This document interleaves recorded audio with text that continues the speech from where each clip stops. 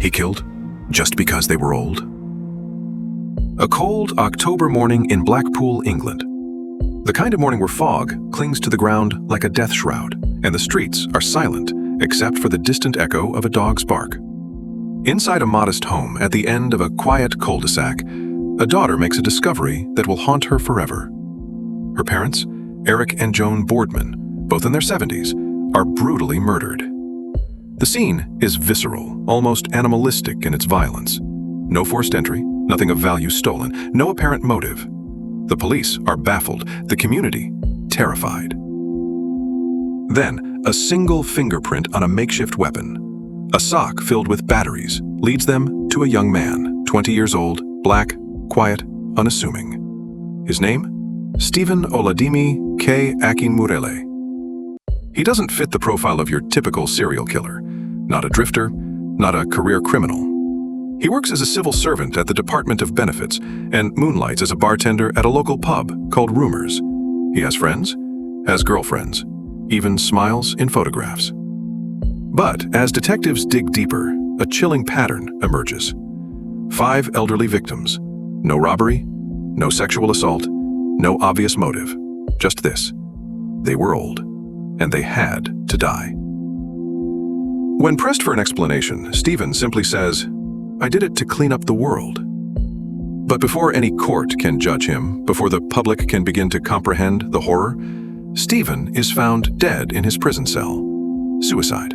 No trial, no verdict, no justice. What remains is a haunting question that still echoes through the corridors of British criminal history. Who was Stephen Akinmurele, and why did he kill? This isn't your typical murder case. This is the story of a ghost, a man who slipped through the cracks of the justice system, leaving behind a trail of fear, confusion, and unanswered questions. A case that still chills the bones of even the most hardened detectives. A case that, to this day, remains unsolved. Part 1. The Strange Boy. Origins and Fractured Beginnings. To understand the killer, we must first understand the boy. Stephen Oladimeji K. Akinmurele was born on March 16, 1978 in Nigeria to a Nigerian father and a white British mother from the Isle of Man. Their relationship was brief, turbulent, and ultimately unsustainable. When Stephen was just 6 years old, not 10 as previously reported, his mother fled with him to the Isle of Man, seeking safety, stability, and a fresh start. But the Isle of Man, with its windswept coastlines and insular communities, offered little refuge for a mixed-race boy with a fractured family. Stephen's mother struggled to find her footing in a society that wasn't always welcoming to outsiders. They moved frequently, never quite settling, never quite belonging. Stephen was raised by both his mother and his grandmother, a relationship that would prove pivotal in shaping his twisted worldview. The grandmother was described as strict, authoritarian, and domineering.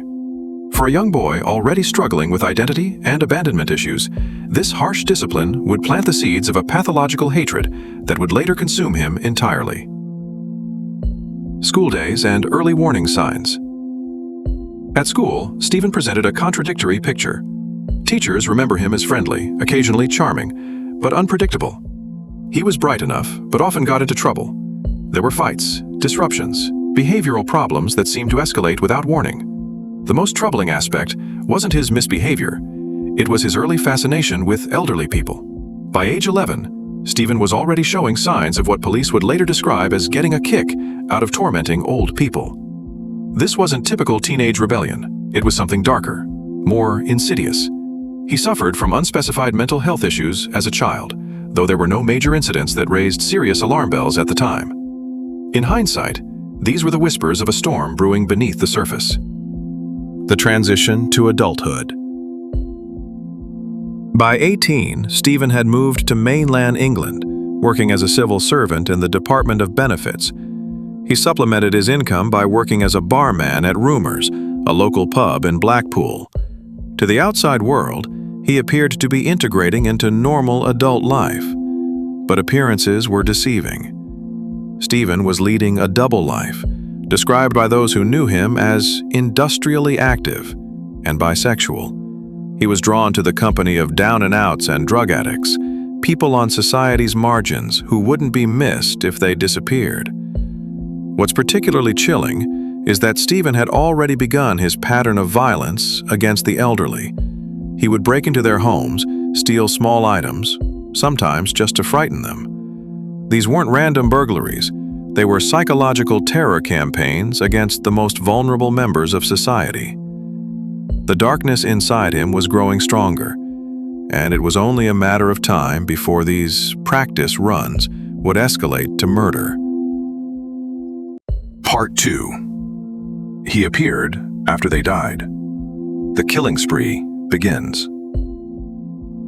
Between 1995 and 1998, a series of brutal murders shocked the communities of Blackpool and the Isle of Man. The victims were all elderly, living alone or with a spouse in quiet suburban streets that should have been sanctuaries of peace and safety. The killer left almost no trace, but there was always one constant. In the aftermath of each death, neighbors recalled seeing a stranger, a young black man, often wandering the neighborhood, sometimes even living in the same house as the victim. That man was Stephen Akinmurele. The first kill. Marjorie Ashton, May 1995. Stephen's first confirmed victim was Marjorie Ashton, a shy and retiring 72-year-old woman living in Ballasalla on the Isle of Man. In May 1995, when Stephen was just 17 years old, he stalked, strangled, and set her on fire. This killing established Stephen's signature as a murderer. The strangulation satisfied his need for control and dominance over his victims, while the fire was his attempt to destroy evidence and make the death appear accidental. Marjorie's death was initially ruled an accident, a tragic house fire involving an elderly woman. No one suspected that a teenager was responsible for such calculated brutality. Dorothy Harris, February 1996. Emboldened by his success, Stephen struck again less than a year later. Dorothy Harris, 68, was partially blind and deaf, living alone in Ballasalla. She was the perfect victim, vulnerable, isolated, unable to defend herself or call for help. Stephen strangled Dorothy and set her house ablaze, following the same pattern he had established with Marjorie. Once again, the death was initially ruled accidental, allowing Stephen to continue killing without detection. The move to Blackpool and escalation. By 1998, Stephen had relocated to Blackpool, where his killing spree would reach its horrific climax. The seaside town, with its transient population and elderly residents, provided the perfect hunting ground for a predator like Stephen. Jemima Cargill, October 1998. Jemima Cargill, 75, was Stephen's former landlady. She had provided him with accommodation, perhaps even shown him kindness. But this meant nothing to a killer driven by pathological hatred. Stephen strangled Jemima in her flat and set it ablaze. The fire was so destructive that initial investigations concluded she had died from smoke inhalation in an accidental house fire. It was only after Stephen's arrest that investigators realized this was murder disguised as mishap. What makes this crime particularly disturbing is the evidence that Stephen may have lingered in the flat after the killing. Eric and Joan Boardman, October 30th, 1998. The Boardman murders would prove to be Stephen's downfall. Eric Boardman, 77, and his wife Joan, 74, lived in a modest home in Blackpool. They were pillars of their community. Eric had fought in wars. They were law-abiding, tax-paying citizens who deserved to live out their golden years in peace. But Stephen saw them as nothing more than targets. On the morning of October 30th, 1998, Stephen broke into their home and concealed himself, waiting for the perfect moment to strike. When the couple separated in the house, he strangled Joan first in the living room. Eric, hearing the commotion, came to investigate and found his wife's body. What followed was a desperate, heroic fight for survival. Eric, despite being 77 years old, put up what investigators described as a terrific fight. He probably hoped to save Joan, not knowing she was already dead. Stephen beat Eric to death with his makeshift weapon, a sock filled with batteries, which investigators called a kosh. Eric's brave resistance disrupted Stephen's plans and led to crucial evidence being left behind. Eric was later honored with a memorial bench and recognition for his extraordinary courage that day. In a final act of deception, Stephen tried to make the deaths appear accidental by toppling a wardrobe onto the bodies. But his haste and Eric's heroic resistance had forced him to leave behind the murder weapon, complete with his fingerprints. The discovery and investigation.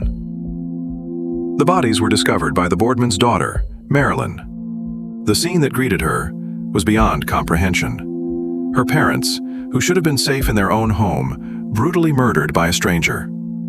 The investigation moved swiftly once Stephen's fingerprints were identified on the cosh. Within days, police had arrested the 20-year-old barman, but they had no idea they were dealing with a serial killer who had been murdering elderly people for 3 years. The pattern emerges. Once in custody, Stephen's contradictory nature became apparent. DS Bob Denmark, who interviewed him, described Stephen as capable of being quiet and polite one minute, then flying into a rage so terrifying that he labeled him one of the most dangerous men I have ever met. As investigators dug deeper into Stephen's background, the horrifying scope of his crimes began to emerge. The accidental deaths of elderly people in both Blackpool and the Isle of Man suddenly took on a sinister new meaning. What made Stephen particularly dangerous was his method. He targeted the most vulnerable members of society, elderly people living alone, many with physical disabilities that made them easy prey. He would strangle them, satisfying his need for control and domination, then set fires to destroy evidence and make the murders appear accidental. The press dubbed him the Cul-de-Sac Killer, a reference to his choice of quiet suburban streets and vulnerable victims. But for those who knew the true extent of his crimes, the nickname barely scratched the surface of his evil. Part 3. A confession no one heard. The arrest and initial questioning. Stephen's arrest on November 1st, 1998, revealed the full extent of his callousness. When police forced entry into his flat to arrest him on suspicion of murder, they found him sitting on his sofa, calmly eating a bag of chips. When asked if he could finish his chips before being taken into custody, officers couldn't believe what they were hearing. Here was a man suspected of brutally murdering an elderly couple, and his primary concern was finishing his meal. His response to being arrested was equally chilling. There was no fear, no concern, no emotion whatsoever. Officers described looking into his eyes and seeing nothing, just emptiness, coldness, a complete absence of humanity. The psychological profile emerges. During questioning, Stephen's demeanor would shift dramatically without warning. One moment he would be polite and cooperative. The next he would explode into terrifying rages that left seasoned detectives shaken. What became clear was Stephen's pathological hatred of elderly people. This wasn't opportunistic crime or robbery gone wrong. This was systematic extermination of people he considered unworthy of life. Investigators began to suspect that Stephen's motive was unlike anything they had encountered before. He didn't profit from his crimes, taking only small items that he would later give as gifts to lovers and friends. If his intention had been burglary, why bother killing the victims at all? Why not simply take what he wanted while they slept? The answer was deeply disturbing. Stephen killed because he enjoyed it. He got a kick out of tormenting and murdering elderly people because he saw them as a burden on society, as obstacles to be removed. False confessions and misdirection. While in custody, Stephen confessed to additional crimes, including the murder of a rambler on the Isle of Man. Some aspects of this confession were corroborated by evidence. Police found a concealed firearm with his fingerprint on it. But despite extensive excavation and searches, no body was ever found. Investigators eventually concluded that this confession was false, deliberately crafted to mislead them. But why would Stephen confess to a crime he didn't commit? The answer reveals the calculating nature of his mind. Stephen's false confessions were a smokescreen, designed to conceal his true motive, a homicidal hatred of elderly people. By claiming he was a hired killer or involved in drug-related violence, he hoped to hide the fact that he was systematically targeting the elderly for extermination. Prison behavior and mental state. Stephen was remanded to Manchester Prison, formerly Strangeways, to await trial. His behavior in custody was erratic and extremely dangerous. He attacked and wounded a prison doctor, leaving the medical staff traumatized. He made constant threats to kill other inmates and staff members. Most disturbingly, he told prison doctors that he would lie in bed at night fantasizing about killing old women. A consultant forensic psychiatrist who interviewed Stephen found him to be legally fit to stand trial, but noted that he was haunted by the images of his victims. Stephen claimed that thoughts of murder were always on his mind, and that he couldn't help the way he felt. The weapon and hostage threat. Stephen's dangerous behavior escalated when staff discovered he had fashioned a weapon from a sharpened toothbrush. Even more alarming, he admitted to fantasizing about taking a female staff member hostage.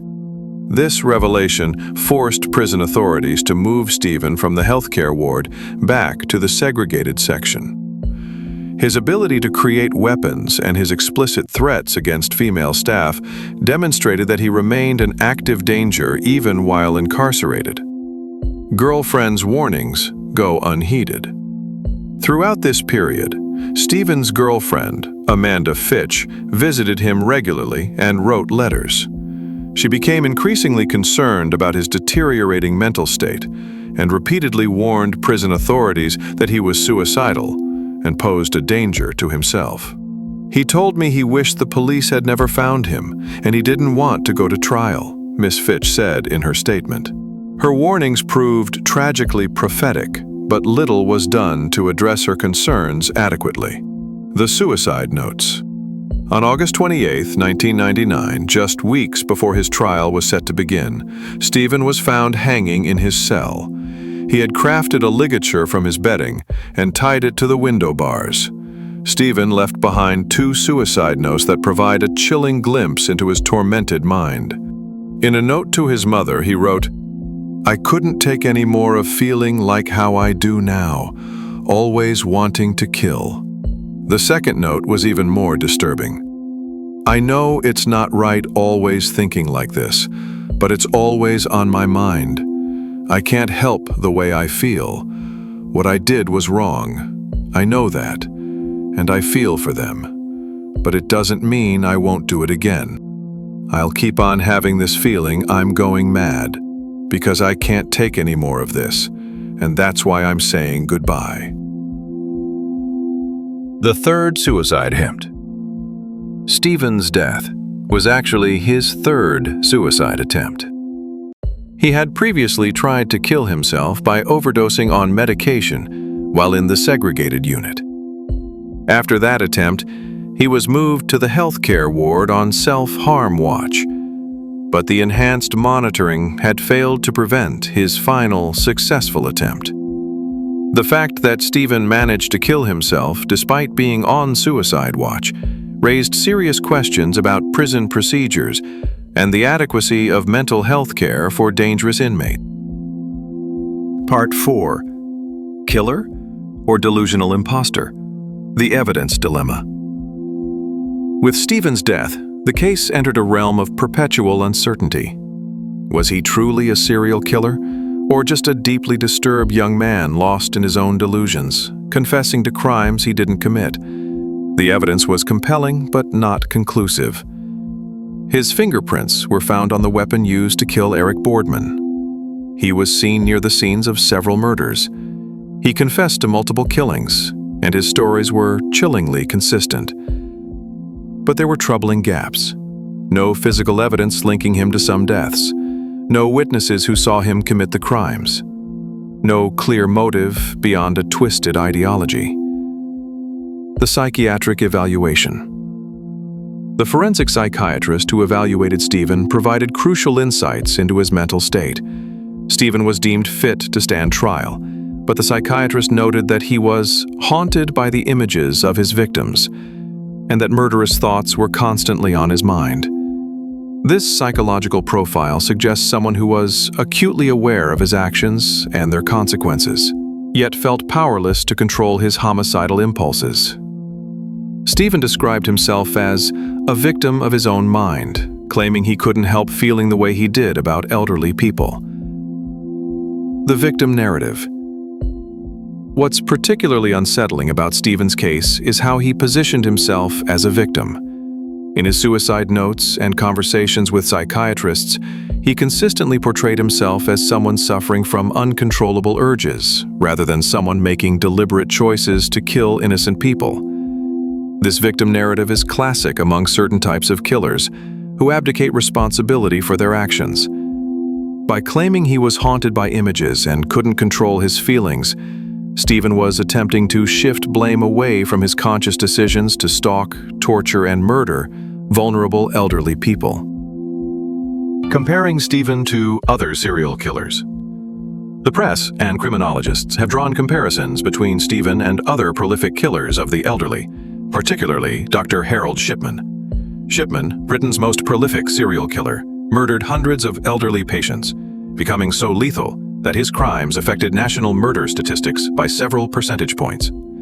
However, there are crucial differences between the two cases. Shipman was a trusted medical professional who used his position to kill patients with lethal injections. Stephen was a young man driven by hatred who used brutal physical violence against strangers. What they shared was a targeting of elderly victims and an ability to operate undetected for extended periods. Both cases also highlight how society's assumptions about who can be a killer, whether it's a respected doctor or a friendly young barman, can allow predators to continue killing. The question of additional victims. Investigators believe Stephen may have been responsible for more deaths than the 5 he was charged with. They re-examined cases going back to 1994, finding many that could potentially be linked to Stephen. House fires, sudden deaths, unexplained accidents involving elderly victims. The true number of Stephen's victims may never be known. His early death prevented a full investigation and trial that might have revealed the complete scope of his crimes. Some estimates suggest he could have been responsible for 7 or more murders. The cultural and social context. Stephen's case also raises questions about cultural and social factors that may have contributed to his crimes. As a mixed-race young man struggling with his identity, sexuality, and place in society, Stephen may have channeled his rage and frustration toward those he perceived as weak and expendable. His Nigerian cultural background included strong taboos against homosexuality, which may have created internal conflict about his bisexual lifestyle. The psychological pressure of living a double life, appearing normal while harboring homicidal fantasies, may have contributed to his mental deterioration. The system's failure.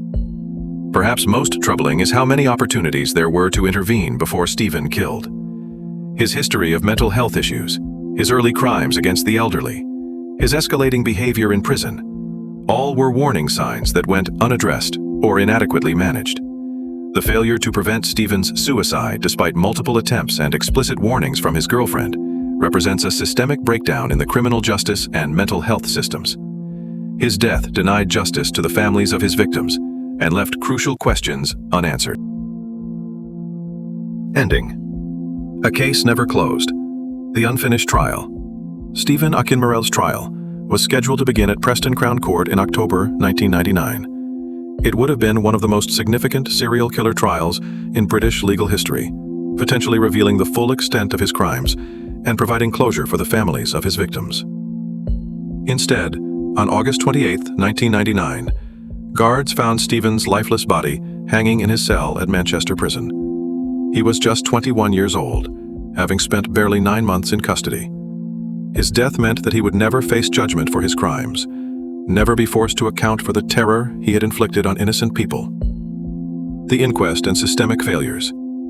The mandatory inquest into Stephen's death revealed disturbing failures within the prison system. Despite being on suicide watch, despite multiple previous attempts, despite explicit warnings from his girlfriend and concerning behavior toward staff, Stephen was able to fashion a ligature and hang himself. The inquest heard testimony about Stephen's deteriorating mental state, his violent fantasies, and his repeated statements that he didn't want to go to trial. Yet the system designed to prevent such tragedies had failed catastrophically. The families left behind. The impact on the victims' families cannot be overstated. Marilyn Borman, who discovered her parents' bodies, was left to cope with unimaginable trauma. In interviews, she spoke of the difficulty of reconciling her memories of her loving parents with the horrific final moments of their lives. "I can't believe my parents have been killed by a serial killer," she said. "Institution, but I realized that he was ill. I don't think he was just utterly evil. I think he had a serious mental problem, and it's just sad that he had to end his life the way he did." Her remarkable capacity for compassion, even toward her parents' killer, highlights the complex emotions that families of murder victims must navigate. The unanswered questions. Stephen's death left numerous questions that will never be answered. How many people did he actually kill? What was the true origin of his hatred toward the elderly? Could early intervention have prevented his crimes? Were there other victims whose deaths were never connected to him? These questions haunt investigators, criminologists, and the families of victims to this day. The legacy of fear. The Stephen Akinmurele case fundamentally changed how law enforcement approaches crimes against the elderly. It demonstrated that serial killers could be much younger than previously thought, that they could operate across jurisdictions, and that they could use fires to disguise murders as accidents. The case also highlighted the vulnerability of elderly people living alone, and the need for better protection and support systems for this population. Stephen's ability to kill undetected for 3 years exposed dangerous gaps in community safety networks. Reflections on evil. What makes Stephen Akinmurele's case so disturbing isn't just the brutality of his crimes, but the ordinariness of his appearance. He didn't look like a monster. He was described as good-looking, charming, and friendly. He worked regular jobs, had relationships, and functioned in society. This ordinariness is perhaps the most frightening aspect of his case. It reminds us that evil doesn't always announce itself with obvious signs. Sometimes it wears the face of a friendly young man who serves you drinks at the local pub. The philosophical questions. Stephen's case raises profound questions about the nature of evil, free will, and moral responsibility.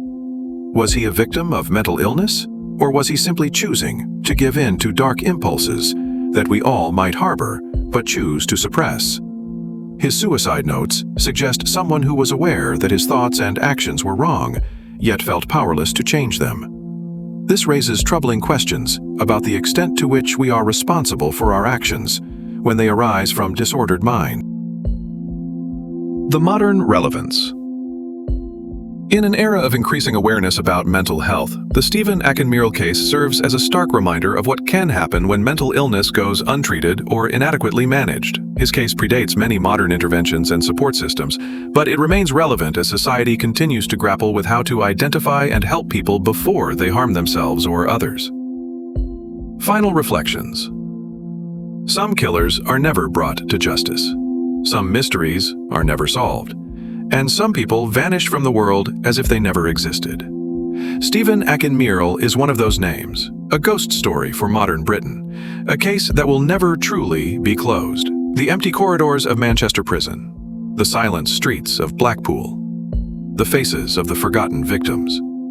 The story ends, but the questions remain. In the end, Stephen Akinmurele represents something that challenges our understanding of human nature and the criminal justice system. He was simultaneously victim and perpetrator, child and monster, human, and something seemingly beyond humanity. His case reminds us that the line between civilization and savagery is thinner than we might like to believe, and that sometimes the greatest monsters are those who walk among us unrecognized, until it's too late. The Stephen Akinmurele case, the killer without a verdict, stands as a testament to the victims who deserved better, the families who deserved justice, and the society that failed to protect the most vulnerable among us. It is a story that demands to be remembered, not for the killer's sake, but for theirs.